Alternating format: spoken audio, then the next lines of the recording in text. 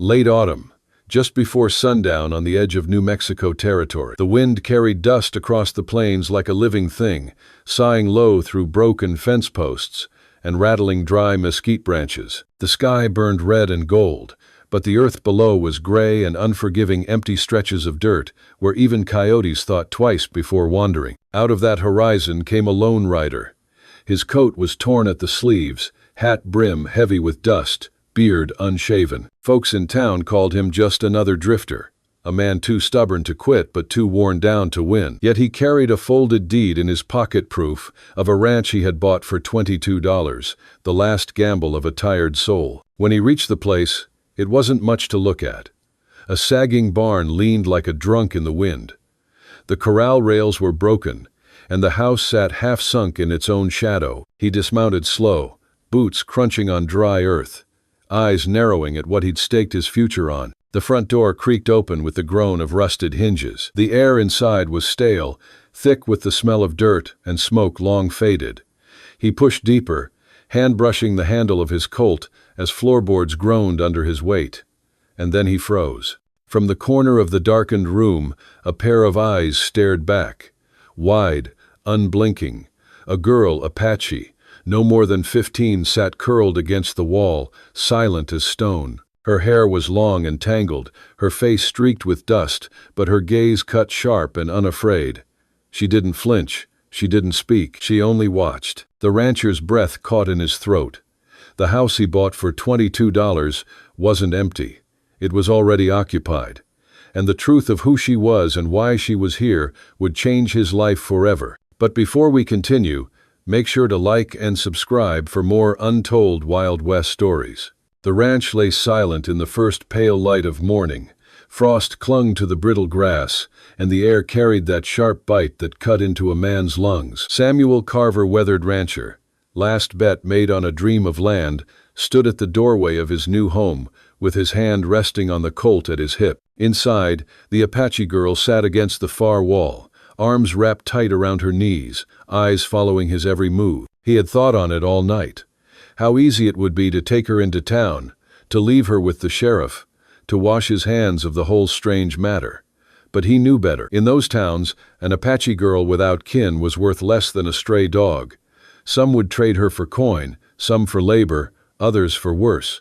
He didn't owe her nothing, but still he couldn't turn her out. Not and keep the weight off his soul. He tried words first. Simple, slow, like talking to a skittish mare. "You can't stay here." His voice echoed in the hollow room. She said nothing, didn't blink, didn't move. Her stillness was its own kind of defiance. By noon, Samuel saddled his horse and gestured for her to follow. She didn't. He went back inside, jaw clenched, and tried to coax her with food hardtack and a strip of dried beef. She wouldn't take it from his hand, but when he set it down and turned away, she snatched it quick as a hawk. He watched her chew with guarded eyes, the hunger she couldn't hide betraying how long she had been there. Days passed like this. Samuel worked the broken fences, patched holes in the roof, tried to bring life back to land that had long given up. Each evening when he returned, she was still there, silent as shadow. Once, he found her tending the fire, feeding it with bits of wood she'd gathered. Another time, he saw her outside at dawn, watching the horizon with that fierce, unblinking gaze. She was no ghost. She was rooted now, same as him. One night, Samuel poured himself a cup of bitter coffee, sat across from her, and laid down the law as he would to any ranch hand. "If you're staying, you'll work. This land won't feed two otherwise." He didn't expect her to understand. But the next morning, she was outside with him, carrying water, gathering sticks, trailing behind him through the fields. She never spoke, but she listened, and she moved with the knowledge of someone who understood the rhythms of the earth. Still, unease hung thick. Samuel felt the weight of eyes on his back whenever he went into town for supplies. Men at the saloon had already mocked him for buying a ranch for $22. A fool's bargain, they'd called it. What would they say if they knew who shared his roof? What would they do if they saw her? One evening, while mending tack, he caught her standing by his rifle. She hadn't touched it, but she studied it with a kind of quiet contempt. He froze, unsure if she meant to take it, to turn it against him. But she only looked at him, then turned away. In that look, Samuel saw something that unsettled him more than hostility. Judgment. The forced path was clear now. She would not leave, and he could not abandon her. The land was too harsh, the towns too cruel, and the world too merciless for a girl to stand alone. He had stumbled onto her as a trespasser in his new home, but now, fate had bound them together. That night, Samuel sat outside under the sweep of stars. Coyotes sang somewhere far off, and the chill cut through his coat. He thought of his life before years of drifting, odd jobs, the slow erosion of hope, $22 for a piece of dirt, and instead, he'd bought himself responsibility. Whether he wanted it or not, the girl had tied her future to his. He didn't know her name. He didn't know her story. But he knew this much. To send her away would be to kill her. And for all his sins, Samuel Carver wasn't a killer. So he rose before dawn, tightened his belt, and began working the land harder than before. He showed her how to tie a knot, how to stack hay, how to lead a horse without spooking it. She watched, learned, and slowly began to mirror him, her silence, carrying the weight of a vow unspoken. Samuel had taken on the ranch for survival. Now he carried her survival too.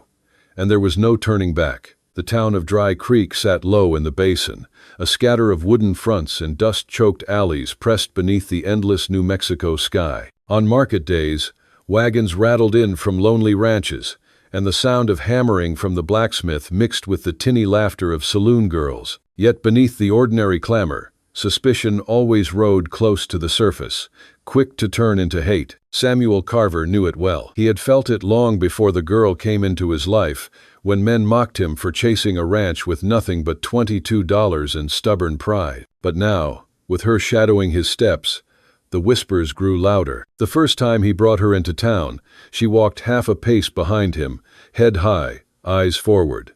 She didn't cling, didn't cower. She wore the defiance of someone who had been stared at her whole life. The mercantile went silent when Samuel pushed the door open, the bell above jingling like a warning. Mrs. Lyle, who ran the counter, froze with a sack of flour in her hands, gaze darting between Samuel and the Apache girl. Samuel set his jaw. "Need seed grain," he said flatly. She didn't answer. Instead, she slipped the flour into another sack and pretended not to hear.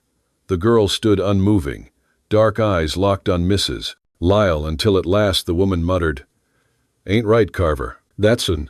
The words clung to him even as he left with his supplies. Ain't right. By dusk, the town had its story. By nightfall, the saloon had its laughter. Men leaned on the bar, spitting tobacco into the sawdust, swapping rumors. Some claimed Carver had taken a squaw as his bride.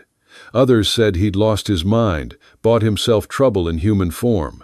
A drunk in the corner swore the girl was cursed, left on that land as a bad omen. The more the whiskey flowed, the uglier the talk grew. The next Sunday, Samuel walked to the small clapboard church on the edge of town.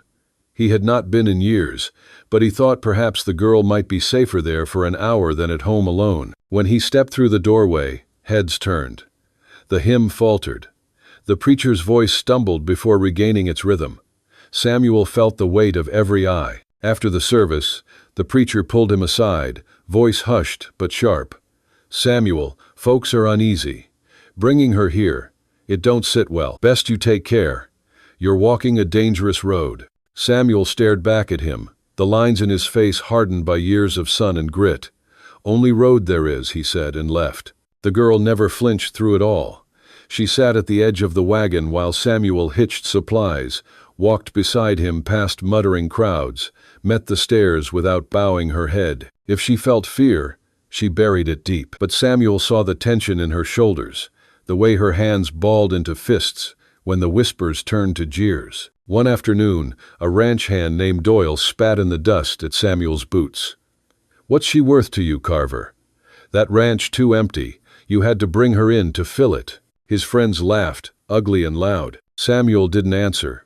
He only looked Doyle in the eye until the laughter faltered. Then he turned away, the girl keeping step at his side. But inside, Rage burned hot. He had seen that look before, the look men gave when they weighed whether someone was worth mercy or worth breaking. As the weeks passed, Samuel felt the noose tighten. The town turned its back on him. Orders at the mercantile were lost. Prices for nails and grain climbed higher when he stood at the counter. Work was withheld. Neighbors stopped tipping their hats. Even the blacksmith, once a friend, muttered, "Ain't good for business, Sam," before refusing him credit. Yet on the ranch, in the quiet stretches of land where only wind and coyotes bore witness, Samuel found a different kind of silence. The girl moved with a rhythm of her own, tending fires, carrying water, mending what little could be mended. She didn't need his words, and he didn't need hers. The bond between them deepened, unspoken but undeniable. Still, every ride into town grew heavier. Samuel knew the day would come when whispers would no longer be enough, when words would turn to hands, and hands would turn to guns. The West was not a place that left questions unanswered for long. The Apache girl was no longer just a shadow in his house. She had become the fault line splitting him from the world around him. And in Dry Creek, the ground was already beginning to shake. The days stretched long on the Carver Ranch, measured by the sun's slow climb and fall across the horizon. Winter pressed close, and the nights grew sharp with frost, but in the stillness of that land, something began to shift between Samuel Carver and the Apache girl who had taken root under his roof. It started with small things. One morning, Samuel rose before dawn to mend the corral. He found her already outside, wrapped in a tattered blanket, scattering feed for the few half-starved chickens that had somehow survived on the place. She worked with quiet precision, hands quick, movements sure. Samuel watched from the shadows of the barn, a strange warmth tugging at him. She wasn't a burden as he'd feared. She was keeping the ranch alive in ways he hadn't noticed. He showed her how to saddle his old mare, Daisy. At first, she only watched, her eyes sharp and unblinking. But the next day, she moved to the horse without a word, mimicking his hands. Daisy, a horse that balked at most strangers, stood calm beneath her touch. Samuel gave a small nod, but inside, something shifted. The girl belonged to the land in a way he never had. At night, when the winds howled across the plains and rattled the shutters, they sat by the fire in silence. Samuel told himself he spoke only to fill the air, but soon he found he was telling her pieces of himself he hadn't spoken aloud in years. How he'd drifted from place to place after the war, how the bottle had nearly swallowed him whole, how $22 had been all he had left when he'd staked claim on the ranch. She never replied, yet her eyes dark, steady, did not waver, and in her silence Samuel found a strange kind of mercy. Then, one evening, she broke it. The fire had burned low, the stars visible through cracks in the roof. Her voice was rough with disuse, but her English, though halting, was clear. "White men, kill my family." Samuel froze, cup of coffee halfway to his lips. Her face did not change, but her hands trembled as she stared into the flames. She spoke of soldiers who had raided her people's camp at dawn, how she had hidden among the rocks as her mother fell, how she had walked for days before stumbling into the abandoned house Samuel now called his. When her voice cracked, she did not cry.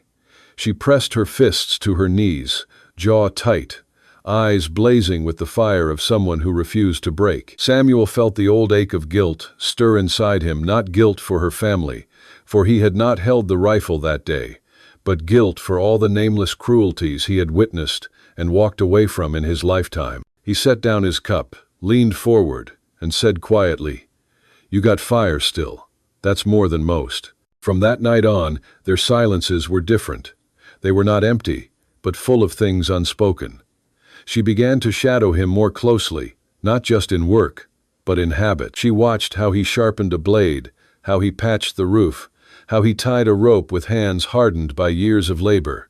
And slowly, she mirrored him. Samuel gave her a name in his own mind, though he never spoke it aloud. Little Hawk. Because she moved with quiet grace, her eyes sharp and searching, her presence steady and unyielding. One afternoon, a storm swept in from the west. The sky turned black as iron, wind bending the mesquite near double. Samuel fought to lash the gate shut, rain stinging his face, when he saw her sprint across the yard, arms full of firewood, hair whipping like a banner behind her. She stumbled once, nearly fell, but her jaw clenched, and she pressed forward. Together they shoved the last of the wood inside before the storm broke. When the thunder rolled, they sat close to the hearth, the roof groaning under the weight of rain. Samuel looked at her, soaked, shivering, her eyes locked on the fire, and for the first time in years he felt the walls of his loneliness crack. Bond was not born of choice. It was carved out of necessity, out of survival. But in those quiet moments, her laughter once, soft and brief, when Daisy sneezed into his beard, or the rare smile that broke her stern face when the chicks hatched in spring, Samuel felt something stronger than obligation. It was trust, fragile, hard-earned, and dangerous in a land where trust could be a man's undoing. And though the world outside the ranch was sharpening its knives against them, within those weathered walls they had begun to weave something rare, a family, bound not by blood, but by the stubborn will to endure. The summer of 1875 came heavy and cruel to the Carver Ranch. The grass dried brittle beneath the hooves of the cattle, the earth cracked wide, and the horizon shimmered like molten glass. Heat made men restless, and restless men turned mean. Samuel Carver felt it in the marrow of his bones, that sense of storm brewing not from the sky, but from the hearts of men. It began with missing stock. 2 heifers gone from the south pasture, no sign but cut wire and boot tracks in the dust. Samuel followed them half a day before he found the remains skinned clean, left to rot under the sun. It wasn't wolves, it wasn't hunger, it was a message. By the time he rode into Dry Creek for salt and nails, the saloon talk had sharpened to open threat. Doyle, the ranch hand who had once spat at Samuel's boots, leaned across the bar with whiskey dripping from his grin. "Word is you're feeding more than cattle out there, Carver. Maybe it's time someone burned the rot clean." The laughter that followed was colder than any bullet. Samuel said nothing, only gathered his supplies, but when he turned, the Apache girl was watching from the wagon, her eyes narrowed. She knew. Even without the words, she knew. That night, wind swept dry across the plains, carrying with it the smell of smoke long before the flames were visible. Samuel woke to the girl's hand on his shoulder, her whisper sharp, "Fire." He stumbled outside, Colt in one hand, rifle in the other. The barn was already lit, a roaring column of orange tearing at the night sky. Horses screamed inside, the sound cutting straight through him. Without thinking, he ran into the heat, splinters raining down as the roof began to cave. The girl was at his side, her small frame fighting against the smoke, helping cut the ropes that held the terrified animals. One by one they drove them out, coughing, half-blind, until Daisy burst free, mane blazing with sparks, before rolling in the dust. Then came the gunshots. Samuel dropped to one knee, firing into the darkness beyond the flames. Shadows moved against the ridgemen, rifles glinting. He counted at least 4. One round hissed past his ear, another thudded into the barn wall inches from the girl. She didn't scream, didn't flinch. She grabbed a bucket, hurled water at the spreading fire, teeth clenched as the heat blistered her arms. "Get down," Samuel roared, covering her with his body as he fired again. A cry split the night, one man falling back into the brush. The others kept shooting, bullets tearing through the corral, splinters flying. The barn collapsed with a thunderous crash, sparks scattering like stars. For a heartbeat, the fire lit the attackers' faces, men Samuel recognized from Dry Creek, Doyle among them, teeth bared in a grin that looked more beast than man. Rage surged hot in Samuel's chest. He fired until his rifle clicked empty, then dragged the girl toward the house. They threw themselves through the door as another shot cracked the night, shattering a window. Inside, the air reeked of smoke and gunpowder. Samuel shoved a table against the door, pressed the girl low to the floor. "This is my fight," he rasped, voice raw. Her answer was steady, fierce. "Our fight." For hours, the siege dragged on. Shots rang, flames licked the night sky, but the attackers never dared rush the house. Samuel knew why they wanted to starve him out, to let fire and fear do their work. He sat with his back to the wall, rifle across his knees, every muscle taut. The girl sat beside him, face streaked with soot, eyes never closing. By dawn, the shooting stopped. Silence pressed in heavy, broken only by the crackle of dying flames. Samuel stepped outside, rifle raised, scanning the smoking ruin of his barn. The men were gone. All that remained were footprints leading back toward Dry Creek. A warning, clear as the scorch marks across his land. He was no longer welcome, not him, not her. The barn was gone, half his cattle scattered, tools reduced to ash. His life's gamble had been stripped to the bone in a single night. Yet as he stood there in the gray light of morning, the girl moved beside him, placing her small, blistered hand in his calloused one. It was not comfort, it was resolve. Samuel Carver's world had burned, but something unyielding had survived in the fire, and the men who set it would soon learn he was not finished. The smoke from the barn still lingered in the morning air, curling like ghosts against the sky. The ranch lay blackened, fences split, tools melted into twisted iron. Samuel Carver stood among the ashes with his rifle lowered, the Apache girl at his side, her blistered hands hidden beneath the folds of a soot-stained blanket. The night's fury had passed, but its mark lay heavy on the land and on both of them. For days they worked in silence, hauling what could be salvaged, burying what was lost. Samuel's body ached with every motion, but the weight in his chest burned heavier than the pain in his muscles. He knew now the truth that had always shadowed him. This land, this life, was never going to be easy. But neither of them was walking away. The girl refused to bend. Her blistered palms wrapped bandages tight. She lifted beams, stacked stones, brought water from the well. Samuel tried to tell her to rest, but her eyes, steady and unyielding, gave him his answer. They rebuilt not because it was possible, but because surrender was not in their blood. Word spread through Dry Creek. Whispers first, then stories how Carver's barn had burned, how men's boots were seen fleeing the scene. The town turned quiet, but behind its silence came a subtle shift. Men who had jeered now avoided his eyes. The blacksmith offered nails without charge. Mrs. Lyle, who once muttered, "Ain't right," pressed a sack of flour into Samuel's hands without a word. Guilt had found its way into their hearts, though pride kept them from speaking it plain. 6 months passed. Winter gave way to spring, and spring to the sharp blaze of another summer. Where the barn had once stood, a new structure rose, stronger than before, beams etched with careful marks, Samuel's initials, and beside them, another carved with quiet care. A hawk, wings spread wide. The girl had done it one morning, her small hands steady with the knife. Samuel said nothing, but every time he passed that beam, his eyes lingered. The land had changed, too. Fences stood tall. Cattle grazed fat on greener pasture. Chickens filled the yard with noise, and a patch of corn rose strong near the well. The ranch that had nearly died in fire now breathed again, stubborn and alive. Samuel had changed as well. Where once he carried only silence, now his voice found its way back in low, steady tones. He taught her words she hadn't known, and in return, she taught him her ways, how to read the clouds, how to follow tracks, how to honor the fire at nightfall. In her presence, his loneliness softened into something he had not felt in decades: belonging. One evening, as the sun bled gold across the horizon, Samuel sat on the porch, knife in hand. He worked slow, shaping a small piece of cedar into a hawk, wings spread as if taking flight.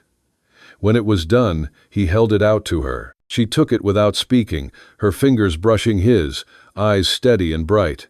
Then, from beneath her blanket, she brought forth a thin silver chain, tarnished, simple but precious. She placed it in his hand, a gift without words, an unspoken vow. The fire crackled between them, and in its glow, they were no longer strangers bound by chance, but family forged by survival. A year later, Samuel rode into Dry Creek with the girl at his side, both of them sitting tall in the wagon. No one laughed this time. The blacksmith tipped his hat. Mrs. Lyle offered bread with a smile she hadn't shown before.